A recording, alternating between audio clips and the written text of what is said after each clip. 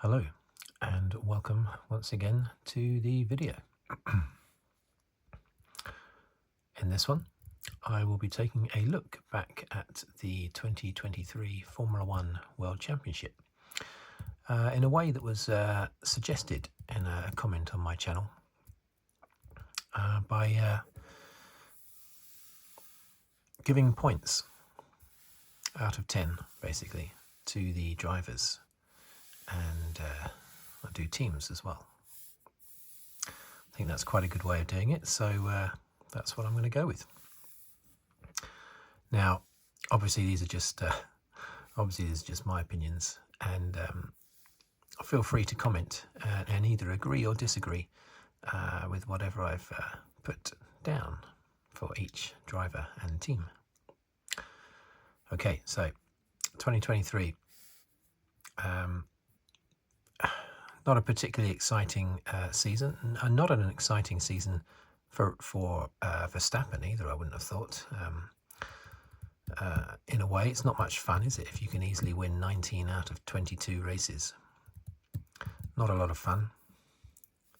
I still suspect when he looks back, 2021 is probably his most satisfying season, regardless of what happened in Abu Dhabi. If I was Verstappen, I would be that would be the one that I would be most pleased with, probably 2021. The other two have been too easy. Okay, so I'm going to score them. I'm going to do it by teams. So in the finishing order of the championship, the teams. And then I am going to score each driver from that team. So let's go with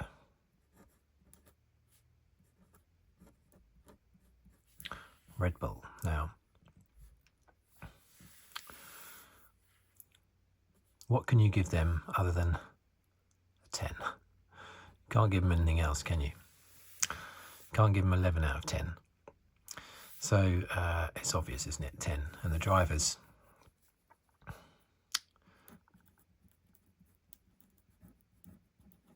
Verstappen obviously has to have a 10. He did absolutely everything he possibly could. In fact, why did he lose 3 races? In Singapore, it's because he replaced a part of the car. I think the team replaced a part of the car, which gave him a grid penalty. But what happened in the other 2 races? He must have had a bad qualifying or something. He came second to Perez in Azerbaijan, and what was the other race? I can't remember. But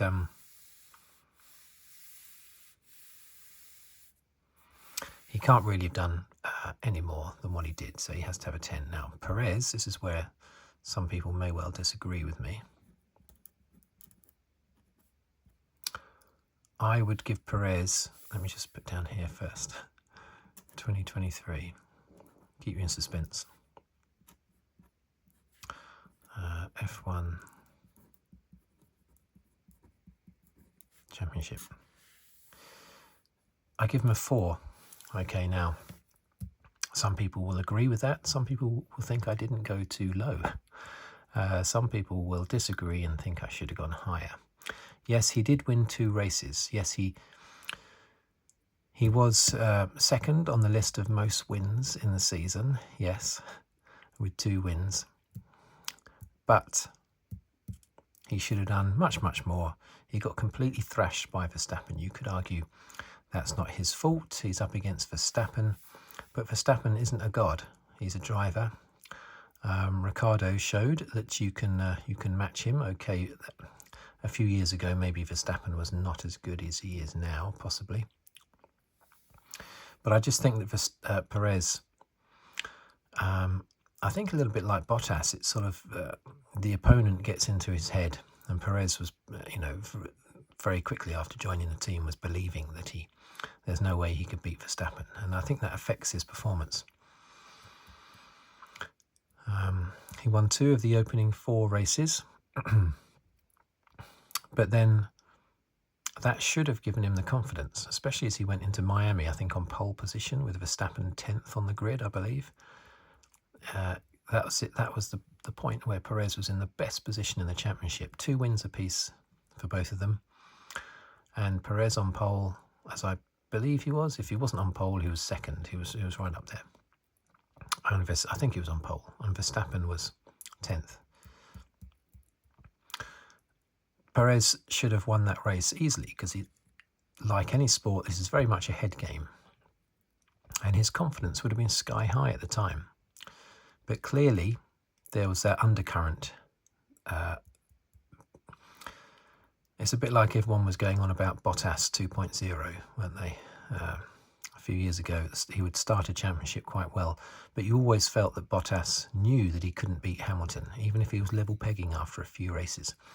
And I think that's the same with Perez. Perez knew that he couldn't beat Verstappen, even though he was hanging on to Verstappen's shirt tails.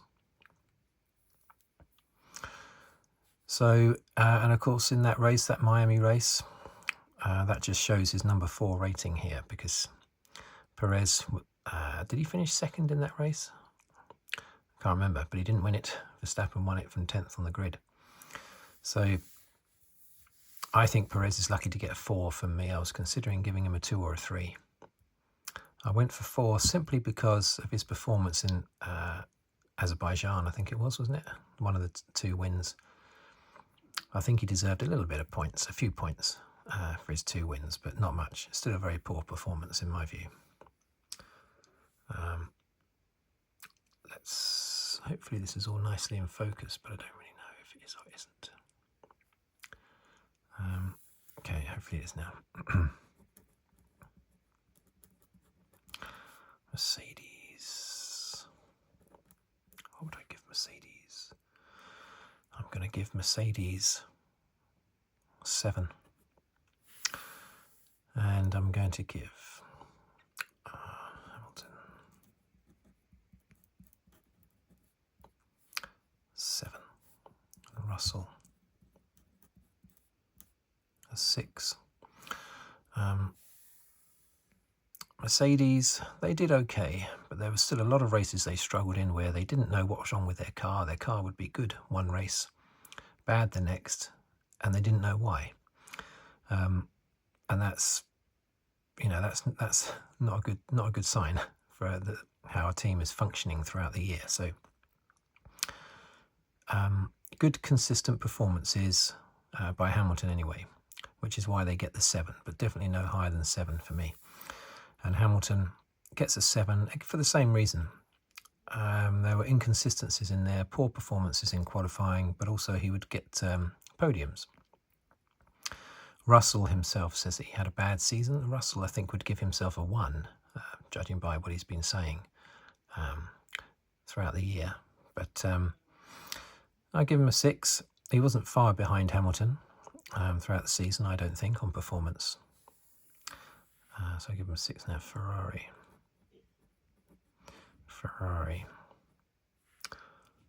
They are going to get also a 7, with Leclerc getting a 6 and Sainz getting a 7. Controversial, me giving Sainz more points than Leclerc. Leclerc was better in qualifying, very good in qualifying. I mean, he racked up pole positions.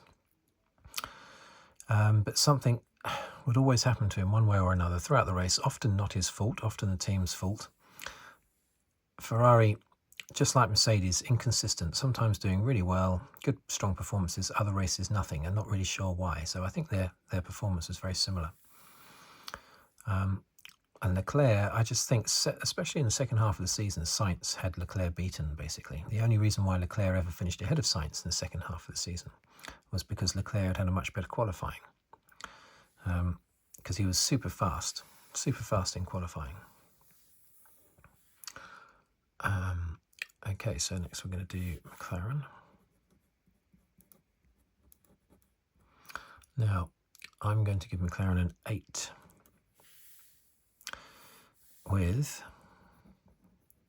Norris getting a, wait for it, a 10. And Piastri, what did I put down? Here we go. go, 7. Okay, so Norris, not much to say really. Fantastic performance. Deserves a 10, just like Verstappen. Got the best out of the car consistently. The first half of the season, or the first third of the season, the car was nowhere. As soon as the car was on track, in a better state after its upgrades in Austria, suddenly Norris just burst onto the scene. He would be further up the championship if he, I think he finished 6th in the end, didn't he? Just a few points behind Sainz, Leclerc and Norris. No, actually he finished ahead of Sainz, didn't he? He scored 205 points. Yeah, so he was just behind Leclerc, 1 point behind Leclerc and Alonso. But he would have been comfortably in 4th place, if not 3rd place, had the McLaren been as good as he was, basically, from the start of the season. Piastri, good performance, but he was still well beaten by his teammate, less than half the points of Norris. Yes, he was a rookie, but still, I mean, Hamilton was a rookie in 2007, and he won 4 races and should have won the championship. So I don't think rookie can always be used as an excuse. So yes, Piastri did well, but I wouldn't score him higher than 7 because he was well beaten by Norris. But still a very good season by Piastri. And McLaren, yep, scoring higher than Mercedes and Ferrari for me, just because of how well they came back after the first third. Clearly it was down to the design of their car. And yes, you could say that I should mark them down because of that, but I don't want to. Because it was just a fundamental issue with the design of the car, and they fixed it with a few upgrades, which was fantastic. They deserve points for that. And then they absolutely,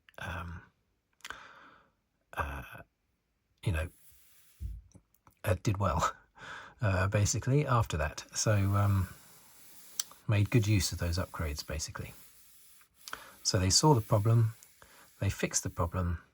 Of course, you never know until the car's on track whether or not you are going to fix it, whether it is going to fix the problem. But they did fix it and did super well after that, so they deserve 8. Now, Aston Martin.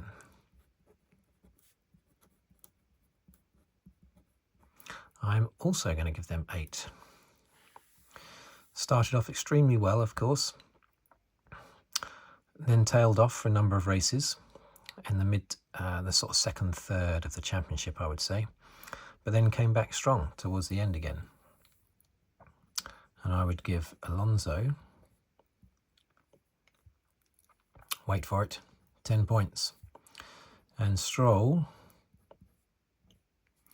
I would give 5 points. Oh dear, oh dear. Anyway, so yeah, Aston Martin, the same as McLaren, they deserve to score more points, in my view, than Mercedes and Ferrari, because they sorted out their issue with an upgrade again towards the end of the season.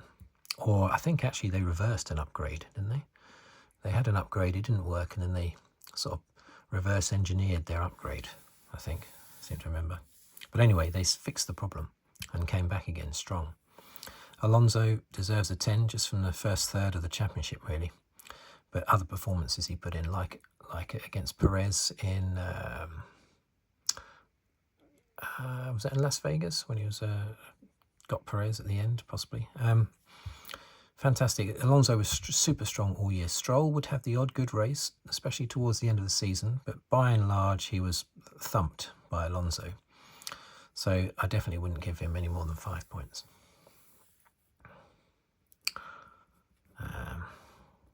Alpine.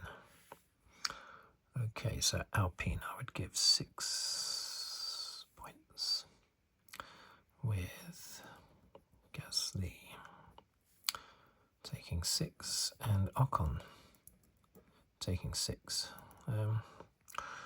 Yeah, I was thinking about this and nothing really stood out, good or bad, with Alpine. Pretty middle of the road, but 5 seemed a little bit too low, considering they were a solid 6th in the championship, way ahead of those behind. So I thought 5 was probably too low, so 6, but it's a very sort of mediocre score because they didn't really stand out for me as a team or as drivers. Nothing exceptional, but also nothing really bad throughout the season either. Williams.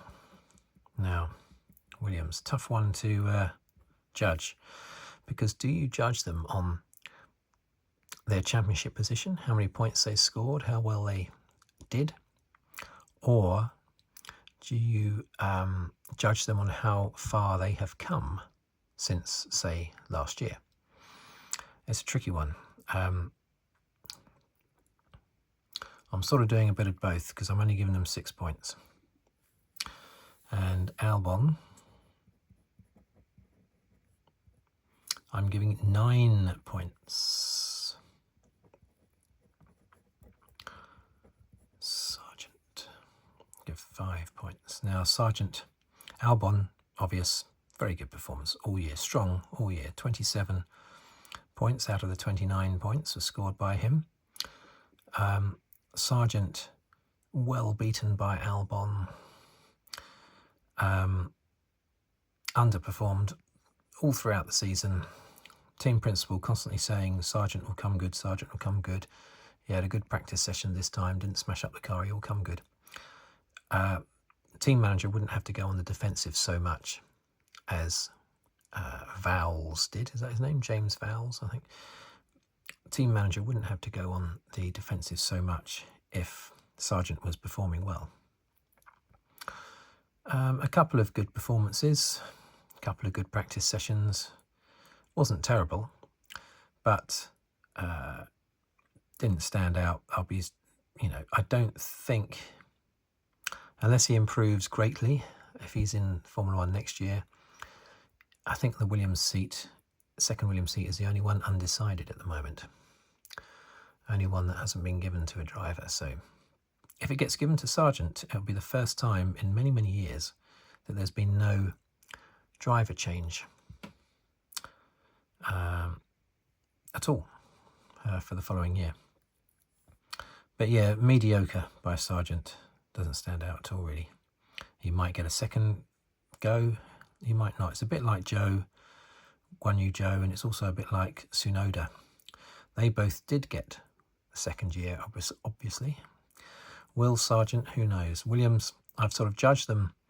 Yes, I've given them, more points than you could argue they deserve, as they only have 29 points in the championship. But they're dragging themselves up from the floor, basically. So that's why I've given them 6. Okay, so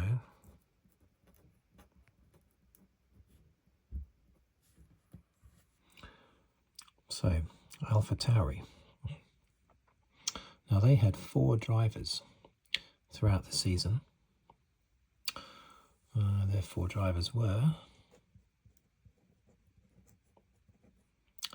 Tsunoda,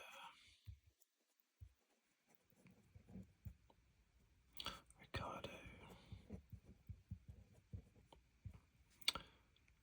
De Vries, Lawson. Now, AlphaTauri as a whole, they deserve a few points, only a few points, for their recovery in the last few races, so I'm just going to give them 4. Very poor season, right at the back of the field, most of the season. Only recovered just in the last few races to lift themselves up to 8th place. It's very unfortunate for both Alfa Romeo and Haas. Now, Tsunoda, I would give 7 points.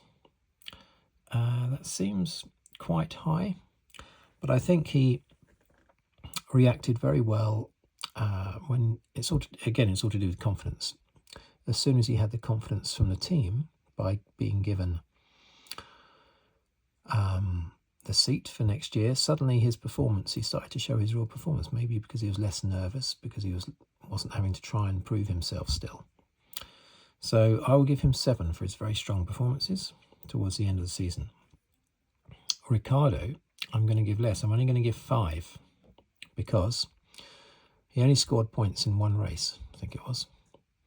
And it was very good. It was 5th place, wasn't it? Was that in Mexico? I can't remember. But he had a very good 1 race. It was a bit like McLaren in 2021. when Ricciardo, of course, won in the McLaren, but then didn't do anything the rest of the season, and so lost his drive despite winning that race.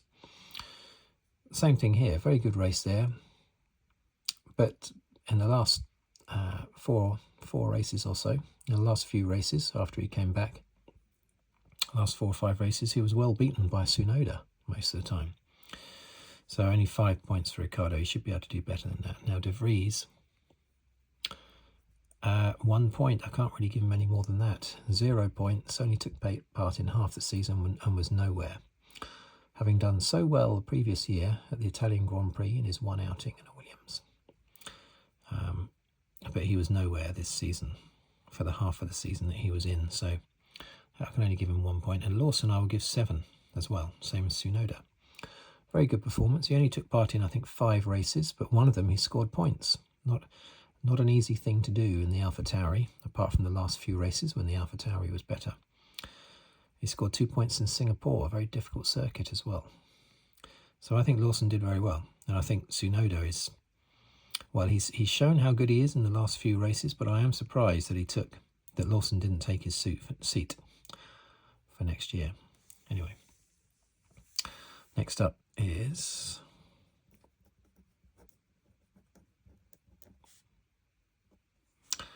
Alfa Romeo, and I'm just going to give them 2, I'm afraid. And Haas, I'm also going to give just 2, pretty much the same reason. And the drivers, Bottas will get 5 points, with Joe also getting 5 points. Hulkenberg getting 5 points. Magnussen getting 5 points. Now, all for the same reason. That's why I've written them all down in one go. The 2 teams and the 4 drivers all get the same points for the same reason. Very poor season by Alfa Romeo and Haas. Yeah, very poor. What more can you say, really? I really want Haas to do well. I bought Günther Steiner's book. I haven't read it, but I bought it charting a couple of seasons ago, I think. 2022 season, I think. But I know I'm going to enjoy the book, and I do like Günther Steiner. I think he's an upfront guy. So I really want them to do well. They always start well. Alfa Romeo, the last few seasons, have also started well. Bottas picking up some good positions. This time I think it was Hulkenberg that picked up a 7th or something on the second race. But then after that, absolutely nothing. But is it the fault of the drivers? That's why I can't give them less than 5. I can't give them more than 5. I can't give them less than 5. But Bottas, Joe, Hulkenberg and Magnussen were just so flat and ordinary all season. Was it down to them? Was it down to the car? Was it both? It's so difficult to say, but those 4 drivers, I can't really do anything other than just give them a standard 5. And a bit of a slap round the face for Alfa Romeo and Haas with just 2 points. So that's my gradings. I've got 3 10s. Verstappen, Norris and Alonso. I'd be interested to see or hear or read if you guys out there would give any 10s. I'm sure you would. Would it be the same 10s that I gave? The next best was Albon with a 9. And look at that, I don't think we had any 8s. No drivers got 8s. 2 teams did, McLaren and Aston Martin. I didn't give any 8s to a driver. A few 7s with Hamilton, Sainz, Piastri, Tsunoda and Lawson. I keep thinking I scored Tsunoda a bit high. Maybe he should be a 6, but I'll stick with a 7, partly because I've already written it down, but also because he did have a very good end to the season. A good last few races, good scoring positions he had, I think, in 3 of the last 5 races. Really lifted up AlphaTauri, basically, up to where they finished in 8th. Without Tsunoda, that wouldn't have happened. Okay, so thank you for watching, thank you for listening. Now, of course, I will be releasing videos every week, sometimes more than one a week, but mostly just on a Saturday. Between now and the new season, most of them will probably be Formula 1, I should think, Formula 1 related. Probably about 70% will be Formula 1, 30% will be other things. And then we will have the practice in Bahrain in February. It's about 100 days away. So, thank you very much for watching. Thank you very much for listening. Please comment, as I'm sure a number of you will do on this list. And please subscribe if you want to as well, if you haven't already. And I will see you on the very next video, hopefully. Until then, thank you very much and goodbye.